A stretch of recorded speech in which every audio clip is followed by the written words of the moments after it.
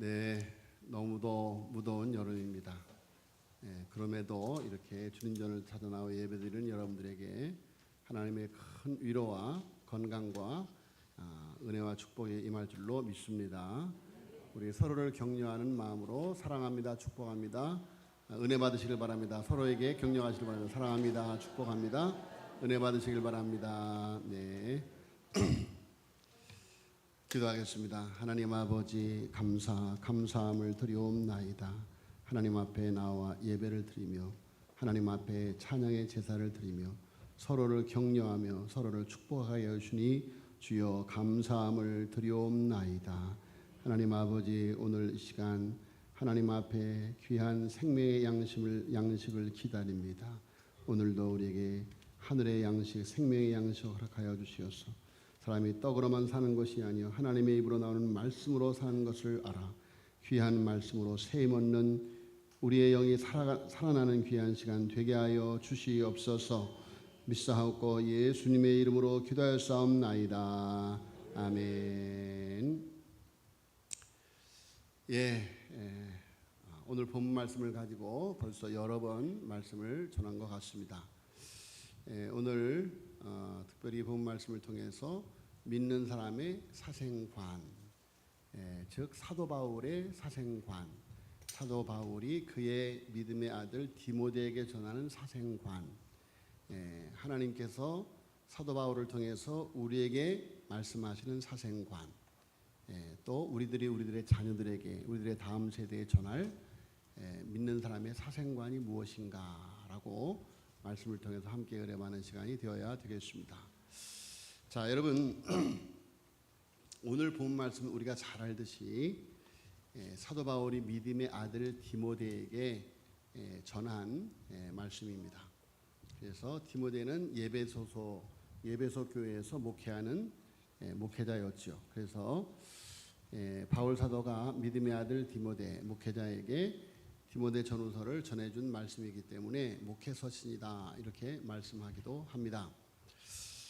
그런데 오늘 본 말씀을 통해서 보면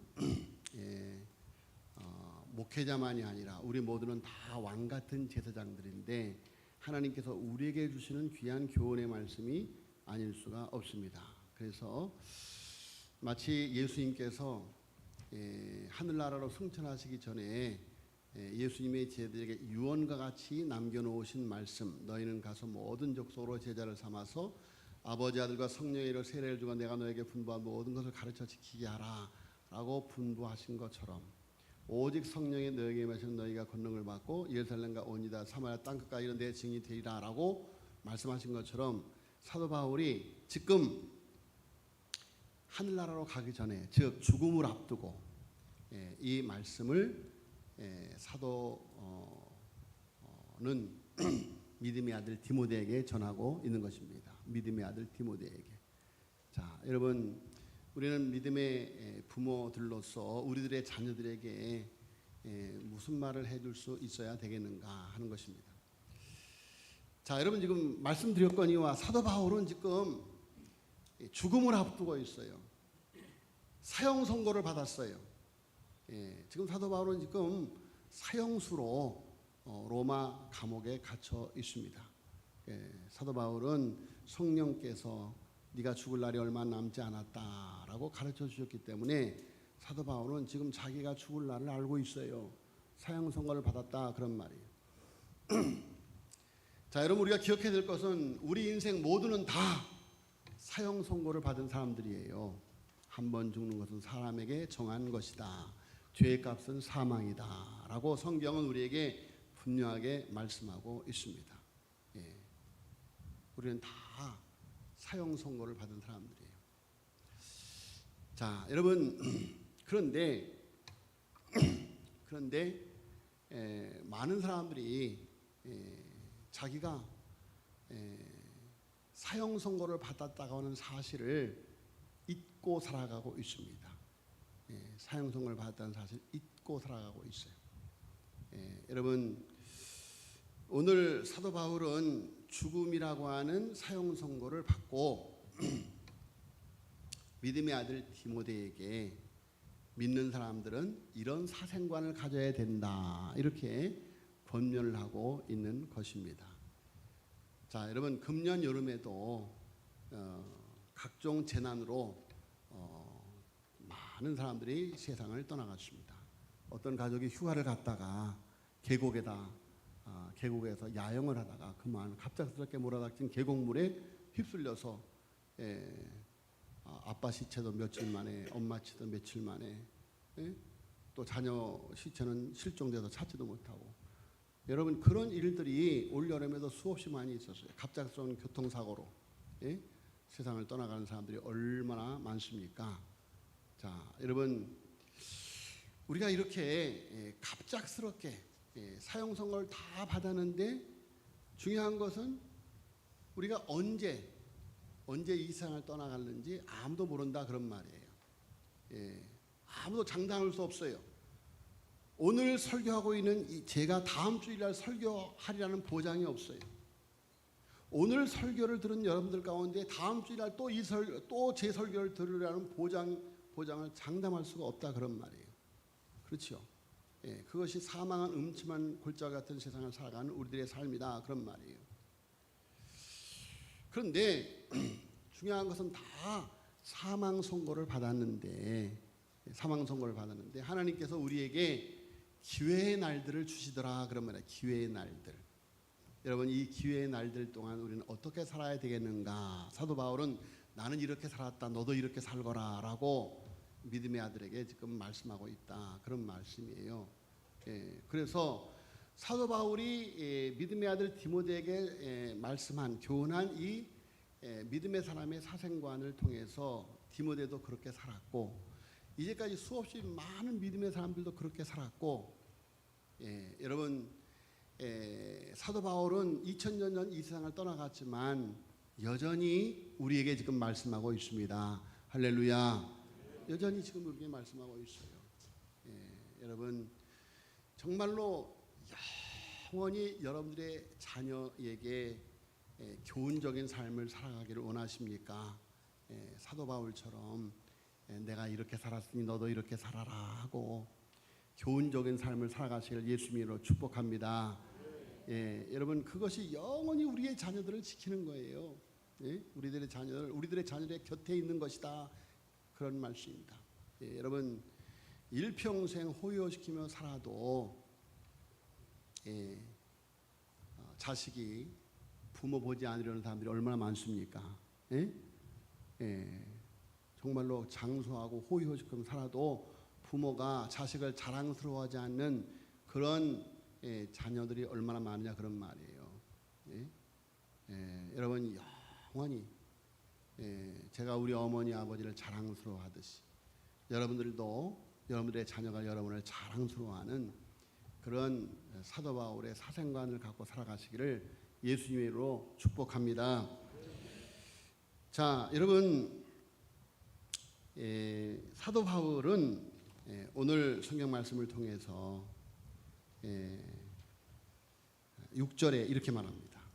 전제와 같이 벌써 내가 부음이 되고 나의 떠나갈 기약이 가까웠다라고 말씀을 하고 있습니다.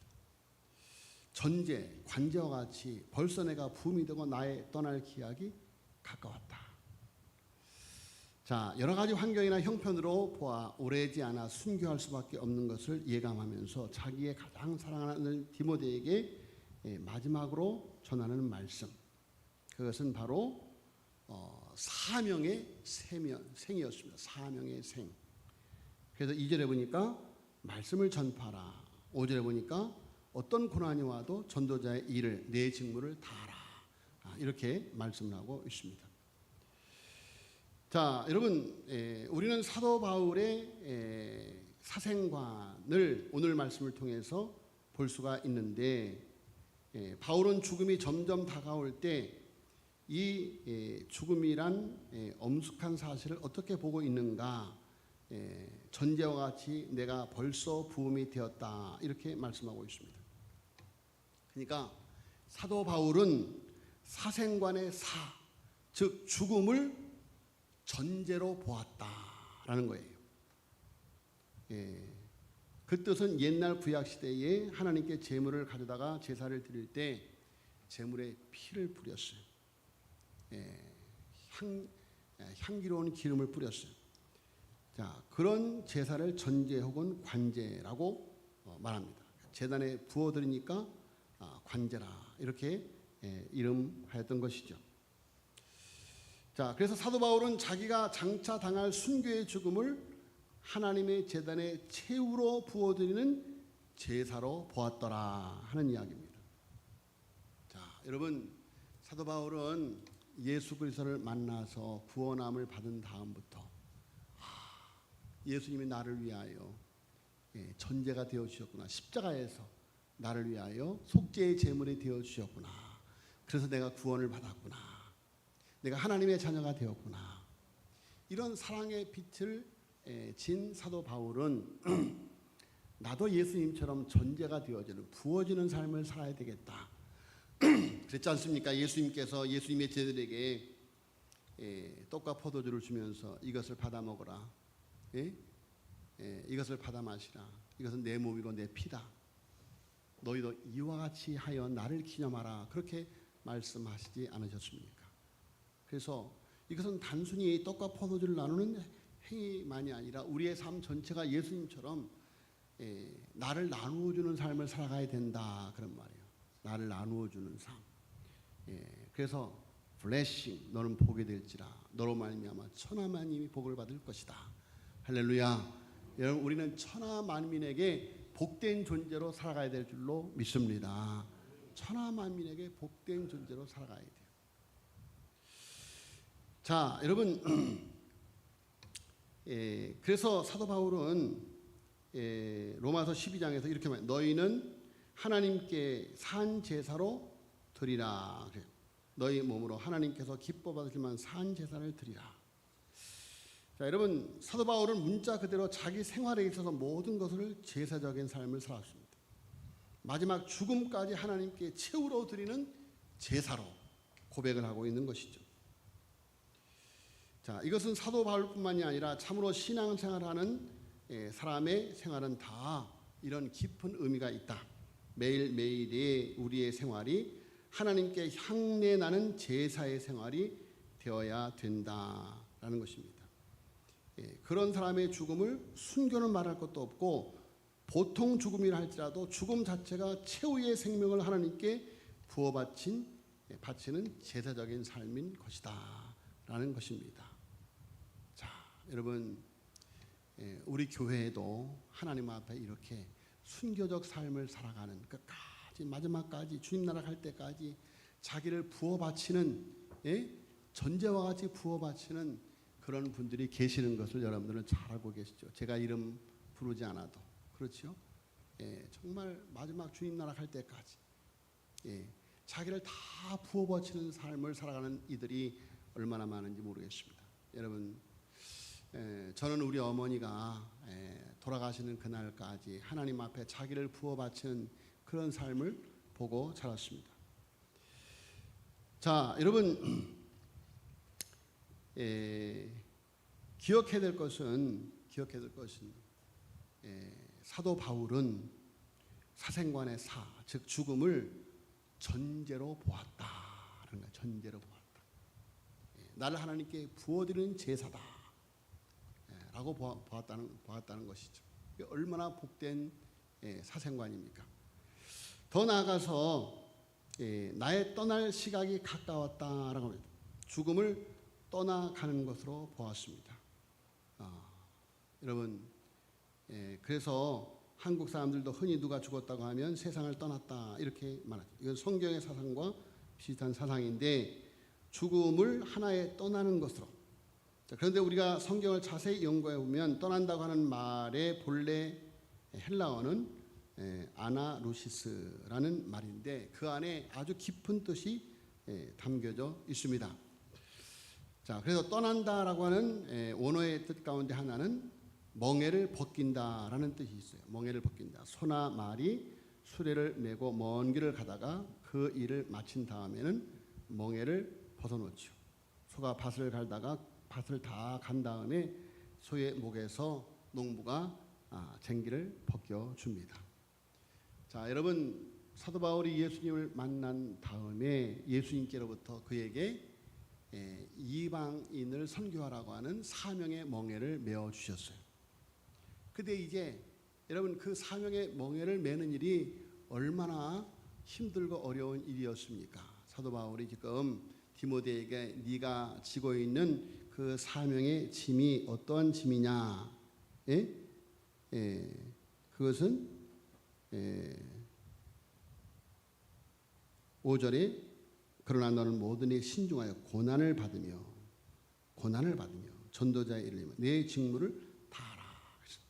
전도자의 일, 이 사명을 감당하는 멍에를 지는 일, 이것은 고난을 받는 일이다.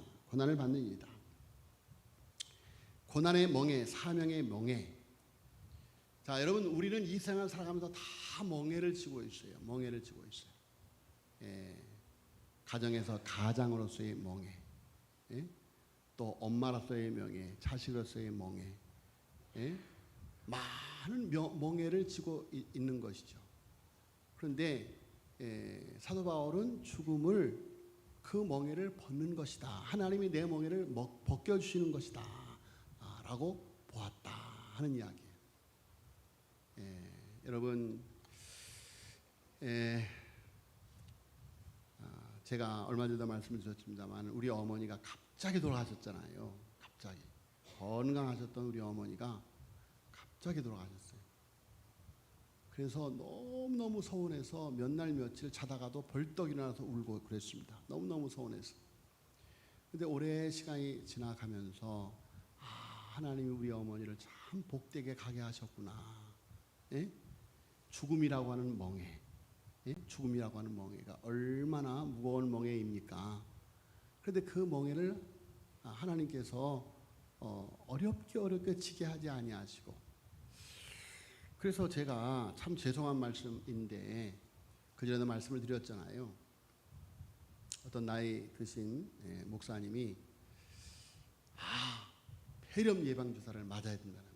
사람은 죽을 때 폐렴으로 많이 죽는다는 거예요. 그래서 제가 옆에서 이렇게 말했습니다. 아니 목사님,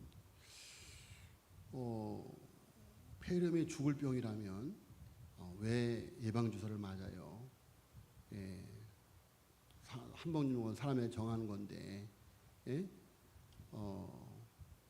하나님이 쉽게 죽으라고 폐렴을 주시는데, 만약에 예방 주사를 맞아서 못 죽으면, 그래서 어떤 아들이 아버지가 고통스럽게 숨을 거두지 못하고 힘들어 하시니까 하는 말이, 우리 아버지가 너무 좋은 걸 많이 드셔서 저렇게 빨리 못 가시네 그러시더라는 거예요. 우리 아버지가 너무 좋은 것을 많이 드셔서 저렇게 빨리 못 가신다. 자, 여러분, 우리 어머니가 돌아가시는 것이 너무너무 아쉬웠지만, 그러나 죽음이라고 하는 고통을 보지 않고 쉽게 하나님 나라 가는 것이 얼마나 감사한지. 그리고 제가 또 엊그저께 금요일 날도 말씀을 드렸는데, 우리 교단에 목사님 사모님이 돌아가셨어요. 그런데 목사님이 목회를 참 어렵게 하셨어요. 그러니까 사모님이 거의 평생을 밤에 가서 일하는 일, 그 장애인들을 돕는 일을, 하여튼 밤에 가서 하는 일을 오랫동안 하셨어요. 10년 이상 그렇게 하시다가 이게 목사님이 이렇게 뇌출혈이 오고 뭐 이렇게 해갖고 조기 은퇴하려고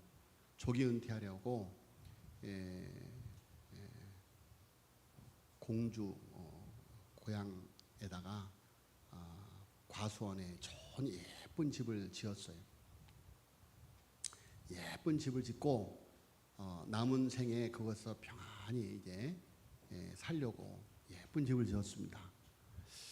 그런데 목사님 사모님이 이제 집이 아직 준공검사가 안 났는데 이제 집이 어떻게 잘 됐나 보려고 가서 하룻밤 잤는데 그만 가스가 나와갖고 둘 다 혼수 상태가 된 거예요. 사모님이 돌아가셨어요. 목사님도 죽다 살았어요. 자, 여러분, 장례식장에 조기 은퇴를 앞두고 있으니까 아직 70도 안 넘은, 이제 한 그때 당시에 65세도 안 됐을 때예요. 그러니 평생 고생하시다가 이제 조기 은퇴해서 정말 예쁜 집을 지어놓고 그곳에서 평안히 살려고 했는데 그곳에서 그냥 돌아가신 거예요. 그러니까 동료 목사님들이 얼마나 불쌍하다, 너무 불쌍하다, 너무 불쌍하다, 그리고 막 불쌍하다는 거예요. 제가 너무 화가 났어요. 너무 화가 났어요. 아니 지금 천국 가셨는데 뭐가 불쌍합니까? 천국 가셨잖아요. 그 이쁜 집보다 수십 배, 수백 배 더 좋은 천국 갔는데 뭐가 불쌍하다는 거예요? 우리 사모님 천국 가셨습니다. 그랬더니 목사님들이 깜짝 놀라시더라고요. 여러분, 오늘 사도 바울 사형 선고를 받았어요. 사형 선고를 받았는데 전혀 그 죽음 앞에 두려워하거나 무서워하거나 낙심하지 아니하고, 내가 죽는 이 죽음이 전제와 같이 부음이 되는 것이다. 전제가 나는 선한 싸움을 싸고 나의 달려갈 길을 마치고 믿음을 지켰으니 이제로는 나를 위하여 의의 면류관이 예비되었다. 의의 면류관이 예비되었다. 얼마나 기가 막힌 고백입니까? 제가 우리 집을 나올 때면, 이제 교회를 올 때면 꼭 이런 말을 하고 나옵니다. 나는 가네 내 아버지께. 그러고 갑니다. 그러니까 처음에는 애들이 아빠 무슨 그런 얘기를 하냐고. 나는 가네 내 아버지께 오 나는 약한 나그네요 이 슬픈 세상을 가며 수고도 병도 위험도 없는 내가 가는 그 밝은 곳 나는 가네 내 아버지께. 그런 찬송이 있어요. 그런 찬송. 제가 신학교 때 신학교 채플 예배 때 그 찬송을 불렀더니 어떤 선배가 그러는 거예요. 무슨 장성곡을 부르냐고 그러더라고요. 무슨 장성곡을 부르냐고. 자, 여러분. 자, 여러분, 우리 모두는 기억해야 될 것은 다 사망 선고를 받은 사람들이라는 거예요. 한 번 죽는 것은 사람에게 정한 거예요. 죄의 값은 사망이에요. 그러나 사도 바울은 오늘 본 말씀에 자, 뭐라고 말합니까?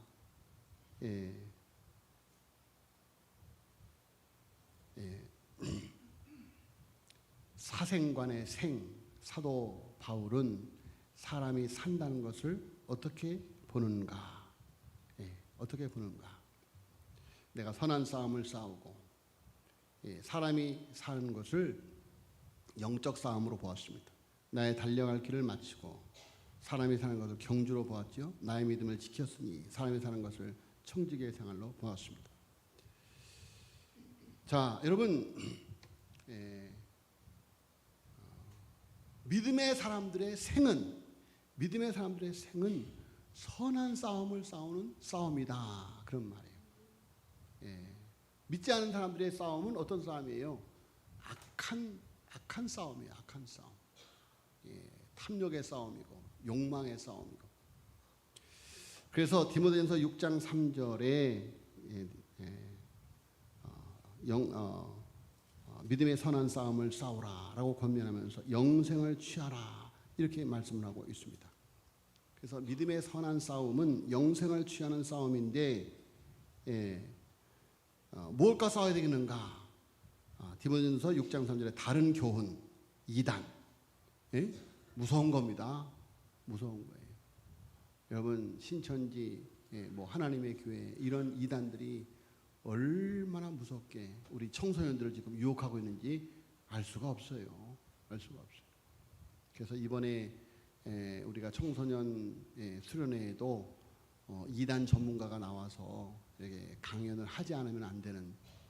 그래서 정말로 여러 가지 문화 콘텐츠를 가지고 청소년들을 유혹을 하는데 한번 들어가 버리면 빠져나올 수가 없습니다.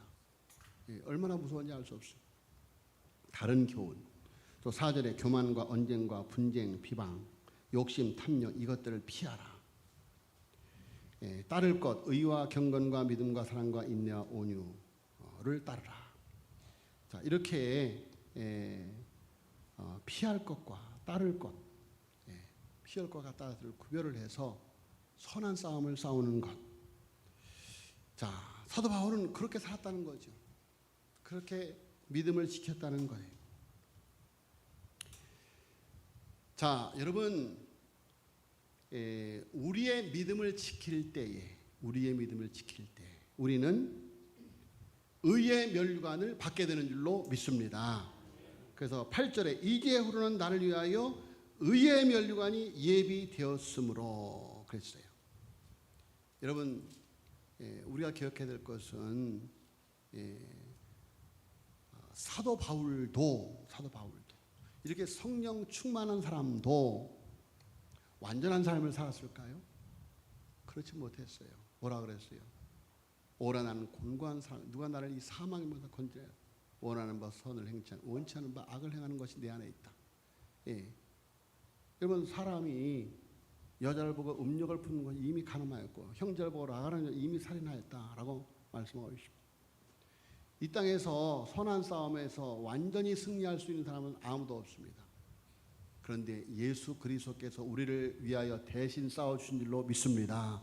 그것이 믿음이에요. 믿음. 여러분, 예수님이 십자가에서 나의 부족한 것, 나의 허물 다 못 박으신 줄로 믿습니다. 예수 그리스도를 믿는 믿음을 지켰으니 이제후로는 나를 위하여 뭐가요? 의의 면류관. 여러분, 면류관 중에서도 많은 면류관인데 의의 면류관인가? 의의 면류관. 하나님 나라는 의의 면류관을 쓰지 아니하면 들어갈 수 없는 나라예요. 할렐루야. 의의 면류관. 이제 주 곧 누가? 의로우신 재판장이 한 번 죽은 사람의 종은 그 위에 심판이 있으리니. 그래서 여러분, 우리가 딱 주님 앞에 서는 날 의의 면류관을 가진 사람들은 생명의 부활로, 의의 면류관을 받지 못한 사람들은 심판의 부활로. 여러분, 그래서 영벌의 영생에 취해지게 되는 거예요. 그래서 사도 바울의 사도 바울은 믿음의 사람의 생명은 영원하다 하고 본 거예요. 이제후로는 믿음을 지킨 사람들에게 의의 면류관이 예비되어서. 그래서 쭉 넘어가면 18절에 보니까 18절에 마지막까지 사도 바울을 위협하는, 믿음에서 떨어지게 하려는 세력이 있어요. 그래서 18절에 주께서 나를 모든 악한 일에서 건져내시고 또 그의 천국에 들어가도록 구원하시리니 그에게 영광이 세세 무궁토록 있을지어다. 아멘. 할렐루야. 이런 믿음을 지키실 예수님을 축복합니다. 믿음을 지켜야 돼. 믿음을 지켜야 돼. 자, 우리의 믿음을 지키면서 주님 앞에 서는 날 잘하였도다. 착하고 충성된 조가. 네가 적은 일에 충성하시면 내가 내게 많은 것으로 맡기니 내 주인의 즐거움의 잔치에 참여할지어다. 자, 여러분, 성경에 보면 이렇게 칭찬 듣는 하나님의 나라에 들어가는 죽음이 있는가 하면 부끄러운 구원이 있대요. 부끄러운 구원. 그래서 어떤 목사님이 부끄러운 구원을 이렇게 설명하더라고요. 목욕탕에 불이 났어요. 불이야 해서 목욕하다 말고 막 뛰어나왔어요. 구원받았어요. 그런데 아무것도 안 입고 나왔어. 부끄러운 구원. 여러분, 우리는 의의 옷을 입은 줄로 믿습니다. 의의 옷. 잘하였도다. 착하고 충성된 종아. 내가 적은 일에 충성. 여러분 사도 바울에게 예수님께서 이렇게 말씀하신 의로우신 재판장께서 그렇게 칭찬하시지 않겠습니까? 여러분 한 번 죽는 건 사람에게 정한 것입니다. 죄의 값은 사망입니다. 그러나 우리는 예수님께서 죄의 값을 십자가에서 그 사망의 값을 치러줬기 때문에 우리는 죽는 것이 아니고 하나님의 나라 가는 것입니다. 그래서 성경은 잔다. 죽는 것을 죽는다고 말하잖아요. 잔다. 이렇게 표현해요. 잔다. 잔다. 여러분 그런데 기억해야 될 것은 사도 바울이 오늘 이렇게 순교를 앞두고 있잖아요. 그 전에 죽음의 위협이 얼마나 많았습니까? 강도의 위험, 산의 위험, 바다의 위험, 얼마나 많은 죽음이 그를 삼키려고 하였습니까? 독사가 그를 물었어요. 그런데 그래도 죽지 않았어요. 여러분 사명이 있는 사람은 죽지 않은 줄로 믿습니다.